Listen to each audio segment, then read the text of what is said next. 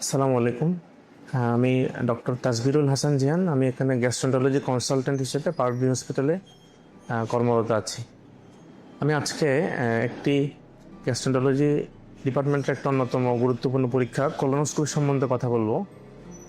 Colonoscopy হলো বৃহদান্ত্র colon এবং রেকটামের মধ্য দিয়ে একটি ফ্লেক্সিবল টিউব বা নল ঢুকিয়ে পরীক্ষা করার পদ্ধতি। এই পরীক্ষাটা আমাদের অনেক গুরুত্বপূর্ণ পরীক্ষা। এই পরীক্ষার কিছু প্রস্তুতি আছে। পরীক্ষাটা করার আগে আমরা পেশেন্ট বা রোগীকে 2 থেকে 3 দিন ধরে লো রেজিডিউ ডায়েট খেতে বলি। তার মানে হচ্ছে পেশেন্ট শাক সবজি মাংস এসব খাওয়া থেকে বিরত থাকবে এবং পেশেন্ট পরীক্ষার আগের দিন লিকুইড ডায়েট বা তরল খাবার খাবে এবং পরীক্ষার দিন সকালে একটি স্যালাইন খেতে হয়, যেটা আমরা ল্যাক্সেটিভ বলি। এটা বিভিন্ন ফর্মুলেশনে পাওয়া যায়। ফসফোপ্রেপ নামে একটা প্রিপারেশন আছে, অসমোসল বা আরও বিভিন্ন প্রিপারেশন আছে, লিকুইড ল্যাক্সেটিভ হিসেবে পাওয়া যায়। পরীক্ষার দিন সকালে এগুলো খেতে হয়। রোগীর যখন বাথরুম পানির মতো পরিষ্কার হবে তখন আমরা পরীক্ষাটা করার প্রস্তুতি নেই। পরীক্ষাটা করার জন্য রোগীকে বাম কাত ধরে শোয়াতে হয় এবং পরীক্ষাটা সিডেশন বা অ্যানাস্থেসিয়া দিয়ে করা যায় বা অ্যানাস্থেসিয়া ছাড়াও করা যায়। পরীক্ষার সময় আমরা প্রথমে রেকটাম বা মলদ্বারের নিচের অংশ দেখি, তারপর আমরা আস্তে আস্তে sigmoid colon, descending colon, transverse colon, ascending colon এবং ফাইনালি সিকাম দেখতে পাই। অনেক ক্ষেত্রে আমরা ক্ষুদ্রন্ত্রের টার্মিনাল আইলিয়াম নামক একটা অংশ আছে, ওইটাও দেখা যায় পরীক্ষার মাধ্যমে। এই পরীক্ষাটা আমরা কখন করি?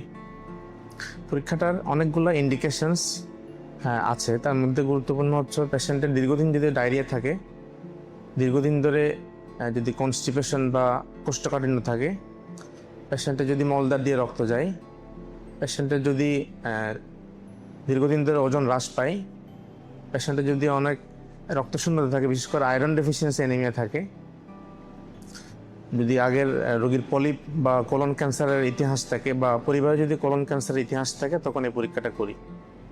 বা যদি পেশেন্টের দীর্ঘদিন ধরে পেট ব্যথা যেটা ভালো হচ্ছে না এবং অন্য কোনো কারণ পাওয়া যাচ্ছে না অন্য পরীক্ষাতে, তখন আমরা কোলোনোস্কোপি পরীক্ষাটা করি।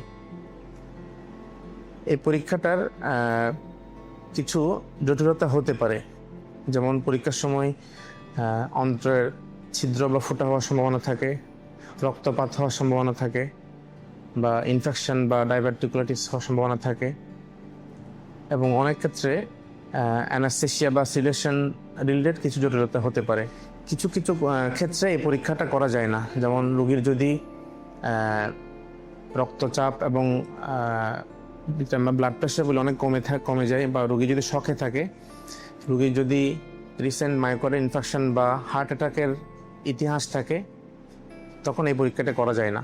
বা রোগী যদি পারফোরেশন সন্দেহ করে, তখন এই পরীক্ষাটা করা যায় না। এই পরীক্ষার মাধ্যমে আমরা কি কি রোগ নির্ণয় করতে পারি?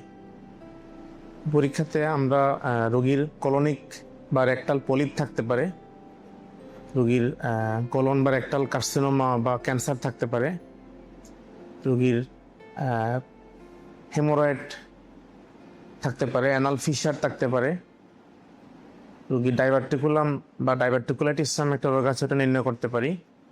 অনেক সময় আলসার হতে পারে, কোলনিক বা ইন্টেস্টিনাল আলসার হতে পারে, টিবির কারণে বা অন্য কোনো রোগের কারণে আলসার হতে পারে।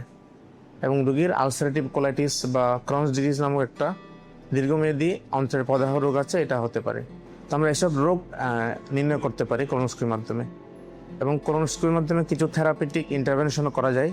যেমন রোগীর যদি পলিপ থাকে, কোলনে বা রেকটামে পলিপ থাকে, তাহলে আমরা কোলোনোস্কোপির মাধ্যমে বিশেষ একটা যন্ত্রের মাধ্যমে আমরা পলিপটা কেটে ফেলতে পারি বা রিমুভ করতে পারি। যদি রোগীর আলসার থাকে বা কোনো ক্ষত থাকে, তাহলে আমরা ওখান থেকে বায়োপসি পরীক্ষা করতে পারি। রোগীর যদি কোলনের কোনো অংশ সরু হয়ে যায়, তাহলে আমরা এটা বিশেষ যন্ত্র দিয়ে আমরা বড় করে দিতে পারি, যেটাকে ডাইলেটেশন বলে। এবং আরও অনেক ইন্টারভেনশনাল প্রসিডিওর করা যায়। সেটা হচ্ছে একটা কোলোনোস্কোপি পরীক্ষার সারসংক্ষেপ।